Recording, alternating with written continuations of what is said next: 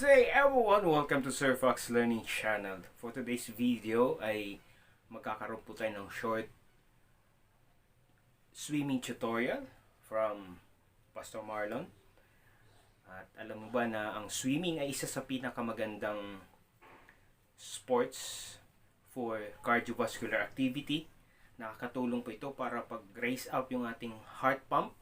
At the same time, isa din po ito sa magandang stress reliever.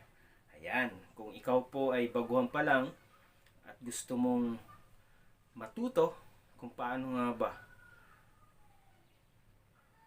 lumangoy, then watch this video, baka makatulong po ito sa inyo.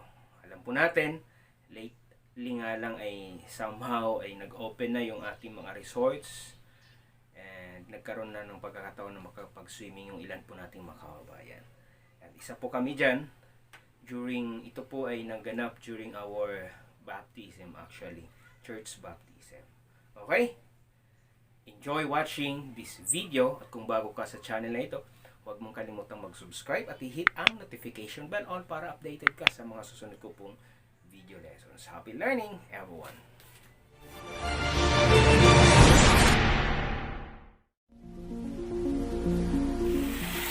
Pag angat mo ulit, ipoka mo yung bibig mo ng malaki, yung makahina ka ng makahina, lubog ulit, ilabas mo sa ilong mo. Yan, o. Buksan mo lang yung bibig mo, huwag kang mahiya na ibukas yung bibig at huminga ng maraming hangin. Ganon, yan. Ganon ulit. Ganon ulit. Lamig talaga dito. Dito ka kasi baka mamuntog ka dun sa tubo. Ayan. So ganon, practice mo na ganon. Wala na. Yeah, ganon.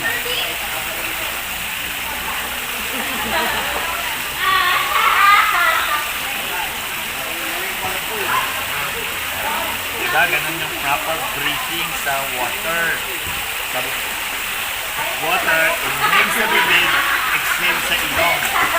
Diba, ganon.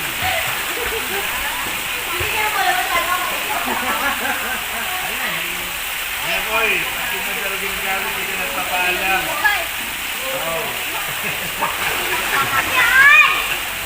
Ayan. O, so ganito, Lois.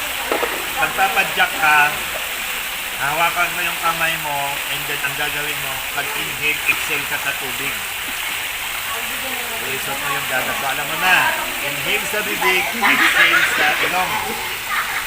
Ibabog mo yung hangin sa ilalim ng tubig. Sige, hawakan kita, magpadyak ka. Ilagay mo yung gagas para kasi ilulubog mo yung mukha mo eh. And then, ang gagawin mo, inhale sa bibig, exhale sa ilong. O sige, padyak ka, padyak. Padyak.